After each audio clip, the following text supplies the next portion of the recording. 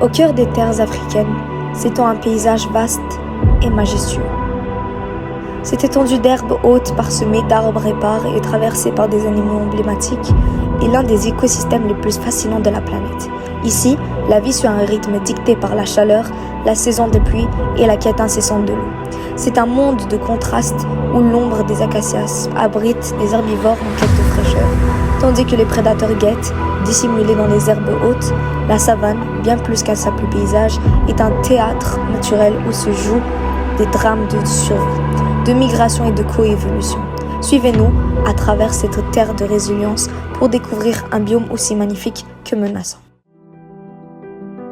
Le biome de la savane est influencé par plusieurs facteurs de distribution. D'abord, le climat joue un rôle clé, avec des températures élevées et des saisons marquées par des périodes sèches et humides. Ensuite, les précipitations modérées, généralement entre 500 et 1500 mm par an, favorisant la croissance des plantes adaptées à la sécheresse. Le type de sol est aussi important, car les sols des savanes sont souvent pauvres en nutriments, mais conviennent aux herbes résistantes. Les incendies réguliers, dus à la foudre ou l'activité humaine, participent également à maintenir ce biome en renouvelant la végétation. Enfin, la faune de la savane, composée d'herbivores et de prédateurs, influence la régénération des plantes et l'équilibre écologique. Dans le biome de la savane, plusieurs éléments de la flore sont caractérisés de cet environnement spécifique. Les herbes hautes dominent largement, avec des espèces comme le teff ou le cercou, qui sont parfaitement adaptées aux longues périodes de sécheresse. Les acacias, arbres résistants à la chaleur et la sécheresse, sont également courants dans la savane. Grâce à leurs racines profondes, ces arbres peuvent accéder à l'eau souterraine, ce qui leur permet de survivre aux périodes de sécheresse prolongées. Leurs épines et leurs petites feuilles réduisent la perte d'eau, ce qui leur rend particulièrement difficile à adapter à ce climat. Un autre arbre emblématique de la savane est le baobab, connu pour sa capacité à stocker d'énormes quantités d'eau dans son tronc massif, ce qui lui permet de survivre dans les saisons sèches. Il joue également un rôle crucial dans l'écosystème de la savane en fournissant des ressources alimentaires et en servant refuge pour plusieurs espèces animales. La faune de la savane est composée d'animaux parfaitement adaptés aux conditions extrêmes de ce biome. Chaque espèce joue un rôle essentiel dans le maintien de l'équilibre écologique. Les lions, en tant que prédateurs apex de la savane, sont d'une importance capitale. Ils régulent les populations d'herbivores comme les zèbres, les gazelles et les gnous, empêchant ainsi la surpopulation et l'épuisement des ressources alimentaires. Leur structure sociale, où les lions chassent en groupe, leur permet de capturer des proies plus grandes et de survivre dans un environnement où la nourriture peut être rare pendant les saisons sèches. Les lions sont également des symboles de puissance dans cet écosystème. Les éléphants, quant à eux, sont des architectes de l'écosystème de la savane. En tant qu'herbivores géants, ils modifient physiquement le paysage en abattant ces arbres, ce qui permet de maintenir les zones ouvertes favorables à d'autres animaux, comme les antilopes. Leur alimentation varie selon les saisons, mais ils peuvent parcourir de vastes distances pour trouver l'eau et des plantes nutritives. Ils sont également essentiels à la régénération de certaines plantes, car leurs excréments, riches en graines, contribuent à la propagation des végétaux. Enfin, les girafes occupent un rôle unique en tant que consommateurs de feuillage élevé. Leur long cou leur permet d'atteindre les feuilles des arbres les plus hauts, comme les acacias ou les baobabs, auxquels d'autres herbivores n'ont pas accès. Donc, un élément de perturbation humaine de l'écosystème. Je pourrais vraiment parler des incendies. Les incendies provoqués par les humains causent de graves déséquilibres dans la savane. Ils détruisent la végétation, perturbent les animaux et modifient l'environnement, ce qui menace tout l'écosystème. D'abord, le feu brûle les plantes et les herbes, privant les herbivores comme les zèbres et les antilopes de nourriture. Avec moins de proies, les prédateurs ont plus de mal à se nourrir et doivent partir s'attaquer à d'autres animaux. Le sol lui aussi est touché. Après un incendie, il devient sec et pauvre en nutriments, ce qui empêche les plantes de repousser. Sans racines pour le retenir, la terre est facilement emportée par le vent et l'eau, ce qui favorise l'érosion et peut transformer certaines zones en désert. Les incendies fréquents augmentent aussi la quantité de fumée et de gaz dans l'air, ce qui contribue au réchauffement climatique et rend la savane plus sèche. Les cycles de pluie peuvent être perturbés, rendant la sécheresse encore plus grave. L'eau peut être contaminée par les cendres. Les incendies causés par l'homme menacent donc tout l'équilibre de la savane. Il est important de limiter ces feux pour protéger la faune, la flore et les populations qui en dépendent. Maintenant, un élément de perturbation naturelle de l'écosystème. Je vais parler des effets de la pluie torrentielle et des inondations dans la savane. Dans la savane, les pluies torrentielles tombent en grande quantité en peu de temps. elles peuvent provoquer des inondations, qui ont des conséquences sur l'environnement, les animaux et les humains. Tout d'abord, les inondations abîment le sol en emportant la terre fertile, ce qui rend la croissance des plantes plus difficile. Certaines plantes sont déracinées ou meurent à cause de l'excès d'eau. Les herbivores ont alors moins de nourriture, ce qui impacte toute la chaîne alimentaire. Les animaux sont aussi en danger. Certains perdent leur habitat, d'autres se noient ou doivent fuir vers des zones plus sèches. Après les inondations, l'eau stagnante favorise la croissance du nombre de moustiques, qui transmet des maladies comme le paludisme. Les rivières peuvent changer de cours, qui peuvent perturber la vie aquatique. Mais maintenant, un facteur biotique de la savane. Je vais parler des mammifères. On y trouve de nombreux types de mammifères herbivores et carnivores dans la savane. Les animaux herbivores sont des animaux qui mangent de l'herbe. Ils vivent là parce que des grandes quantités d'herbe recouvrent la terre. Les zèbres, les éléphants, les girafes, les autruches, les gazelles et les buffles sont tous des animaux herbivores. Il est fréquent de voir des groupes ou des troupeaux d'animaux en train de brouter dans la savane africaine. Les animaux à sabots, appelés ongulés, sont courants. Les ongulés comprennent les rhinocéros, les girafes, les chameaux, les hippopotames et les éléphants. Le biome de l'Afrique. Le biome de la savane en Afrique compte le plus grand nombre d'ongulés sur Terre. Et on comprend aussi les prédateurs, tels que les lions, les léopards, les guépards et les hyènes. Ces prédateurs sont essentiels pour la savane. Ils maintiennent l'équilibre en contrôlant les populations herbivores et en éliminant les animaux malades ou faibles. Sans eux, la végétation serait détruite par les herbivores, mettant en danger tout l'écosystème.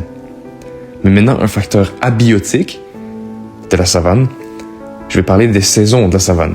La savane connaît deux grandes saisons, la saison des pluies et la saison sèche. Ces saisons influencent la nature et les animaux qui y vivent.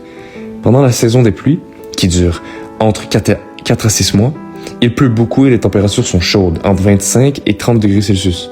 L'herbe devient verte, les arbres fleurissent et les rivières se remplissent. Les animaux trouvent facilement de l'eau et de la nourriture. Beaucoup d'animaux se reproduisent durant cette période, profitant de bonnes conditions. Ensuite arrive la saison sèche qui dure entre 6 à 8 mois. La pluie disparaît et la chaleur devient intense, souvent plus de 35 degrés Celsius. L'herbe jaunit, les rivières s'assèchent et les animaux doivent parcourir de longues distances pour trouver de l'eau. Certains quittent la savane en migration, tandis que d'autres doivent s'adapter pour survivre. Les feux de brousse sont fréquents à cause de la végétation sèche. Ce cycle de saison est essentiel à l'équilibre de la savane. La saison des pluies permet à la nature de renaître, tandis que la saison sèche régule la vie et oblige les espèces à s'adapter. Maintenant, voyons les facteurs qui influencent la productivité primaire d'un écosystème dans la savane. La productivité primaire et la biomasse des savanes sont faibles. Donc pour commencer, elle est influencée par la disponibilité en eau. Les précipitations déterminent la croissance des plantes. Dans les savanes, une saison des pluies bien définie favorise une productivité élevée, tandis que la saison sèche limite la croissance végétale. Ensuite, la température. Des températures élevées, typiques des savanes, peuvent accélérer la photosynthèse, augmentant ainsi la productivité primaire. Cependant, des températures excessives peuvent également entraîner une perte d'eau par évapotranspiration, affectant négativement la croissance des plantes. Aussi, la disponibilité des nutriments. Donc la présence de nutriments essentiels comme l'azote, le phosphore et le potassium dans le sol est cruciale pour la croissance des plantes. Une déficience en ces éléments peut limiter la productivité primaire. Puis finalement, la fréquence des incendies. Les feux de brousse fréquents dans les savanes peuvent en même temps stimuler la régénération de certaines espèces végétales adaptées et réduire temporairement la biomasse végétale, influençant ainsi la productivité primaire. Ensuite, voyons les étapes du cycle du carbone dans la savane. Elle est caractérisée par des échanges constants entre l'atmosphère, la végétation et le sol. La première étape est l'absorption du CO2 par la photosynthèse. Les plantes de la savane, comme les graminées et les arbres, absorbent le dioxyde de carbone, CO2, de l'atmosphère. Grâce à la photosynthèse, elles transforment le CO2 en glucose et en oxygène, servant de base à la chaîne alimentaire. La deuxième étape est la consommation du carbone par les animaux. Les herbivores se nourrissent des plantes et ingèrent le carbone stocké dans la biomasse végétale. Les carnivores consomment ces herbivores et assimilent à leur tour le carbone contenu dans leur corps. La troisième étape est la respiration cellulaire.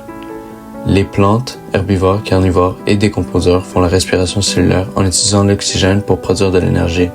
Cette réaction libère du CO2 qui retourne dans l'atmosphère. La quatrième étape est la décomposition et stockage du carbone dans le sol. Lorsqu'un organisme meurt, animal ou plante, ses restes sont décomposés par les micro-organismes du sol, par exemple des bactéries ou champignons. Une partie du carbone est relâchée sous forme de CO2 par la respiration des décomposeurs. Une autre partie du carbone reste stockée dans le sol sous forme de matière organique ou, sur de longues périodes, sous forme de charbon ou de pétrole. La cinquième étape est la libération du carbone par les incendies de savane. Les savanes connaissent des feux de brousse fréquents, naturels ou provoqués. Lors d'un incendie, une grande quantité de CO2 est rapidement relâchée dans l'atmosphère par la combustion de la biomasse. Cependant, ces feux favorisent aussi la repousse de nouvelles plantes qui absorbent à nouveau du CO2 par photosynthèse. La sixième étape est le stockage de carbone dans les sols et sédiments. Une partie du carbone provenant de la décomposition des organismes s'accumule dans le sol sous forme de matière organique. À long terme, il peut être piégé dans les roches carbonatées ou sous forme de combustibles fossiles comme le charbon et le pétrole. La septième étape est les échanges de CO2 avec l'atmosphère. Donc le carbone circule constamment entre l'atmosphère et la biosphère à travers la photosynthèse, la respiration, la décomposition et les incendies. Le bétail domestique dans les savanes agricoles produit aussi du méthane, un gaz à effet de serre contenant du carbone. Maintenant, en ce qui concerne l'étude d'une population dans la savane. L'étude des populations dans la savane se concentre souvent sur des espèces importantes comme l'éléphant d'Afrique. Ces animaux jouent un rôle crucial en modifiant la structure de la végétation, ce qui peut influencer la disponibilité des ressources pour d'autres espèces et la dynamique de l'écosystème. Par exemple, en se nourrissant de jeunes arbres, les éléphants maintiennent l'ouverture des paysages de savane, favorisant ainsi la croissance des arbres et la présence d'autres herbivores. Au niveau individuel, l'étude d'un arbre emblématique comme le baobab africain démontre son importance écologique. Le baobab stocke de grandes quantités d'eau dans son tronc, lui permettant de survivre aux saisons sèches prolongées. Il fournit aussi des ressources alimentaires et des abris pour de nombreuses espèces animales, jouant ainsi un rôle crucial dans l'écosystème de la savane. Premièrement, nous avons deux relations qui existent entre les individus qui habitent dans la savane. Premier, c'est mutualisme. Donc, le mutualisme est une relation de coopération où deux espèces retirent un avantage qui peut être lié à la protection, au déplacement ou à l'alimentation. Cependant, cette relation n'est pas essentielle à la survie des deux espèces. Le mutualisme n'a pas seulement lieu entre deux espèces animales. La pollinisation des plantes par les abeilles est un autre exemple de mutualisme. Donc, quand le nectar est une source de nourriture supplémentaire offerte pour les plantes en échange des services de pollinisateurs des abeilles. Toutefois, bien que cette relation soit mutuellement bénéfique, elle n'est pas essentielle à la survie des deux espèces. Les abeilles ont d'autres sources de nourriture et les plantes ont d'autres pollinisateurs aussi. Notre deuxième type de relation, c'est la compétition. La compétition est une relation entre des espèces qui ont besoin des mêmes ressources, par exemple de la nourriture, de l'eau, territoire et autres. L'une des espèces, généralement celle qui est la plus adaptée, tirera profit des ressources disponibles dans le milieu. La compétition entre deux espèces est dite interspécifique. Toutefois, la compétition peut également avoir lieu entre deux individus de la même espèce. On dira alors que la compétition est intraspécifique. Par exemple, lorsque les deux mâles veulent se reproduire avec la même femelle, ils vont souvent se combattre et le vainqueur aura accès à la reproduction. Donc, c'était ça pour les deux relations. Maintenant, on a 4 facteurs qui font varier la population, la taille de la population. Donc, premier, la natalité, donc le nombre de naissances. Deuxième, la mortalité, donc le nombre de décès. Troisième, l'immigration, donc c'est le nombre d'individus provenant de d'autres populations. Et on a l'émigration, qui est le nombre d'individus quittant la population pour une autre population. Maintenant, je vais vous parler des 3 modes de distribution d'une population. Donc, on a la première qui est la distribution uniforme, qui est la plus rare des types de distribution. Dans cette situation, les individus sont répartis de façon régulière sur le territoire, souvent à cause du haut niveau de compétition pour les ressources ou pour l'espace. Le deuxième est aléatoire. La distribution aléatoire est présente lorsqu'il n'y a aucune compétition entre les individus, puisque les conditions des ressources sont les mêmes partout sur le territoire. Les individus sont donc répartis au hasard et de façon imprévisible sur le territoire. La troisième est par agrégat. Donc ce dernier type de dispersion, et c'est aussi la plus fréquente, c'est la dispersion par agrégat. Il est présent lorsque les individus forment des groupes aux endroits où les chances de survie sont les meilleures, donc là où il y a les meilleures conditions de vie. Donc c'est sûr que c'est le plus populaire. Par exemple, dans la savane, la distribution des animaux est principalement en agrégat, donc regroupés, surtout pour les herbivores et les prédateurs qui suivent les ressources alimentaires et l'eau. Certaines espèces peuvent avoir des distributions uniformes en raison de la territorialité et la distribution aléatoire est plus rare, mais peut être observée dans des cas particuliers, notamment chez les animaux solitaires ou pour des processus environnementaux comme la dispersion des graines.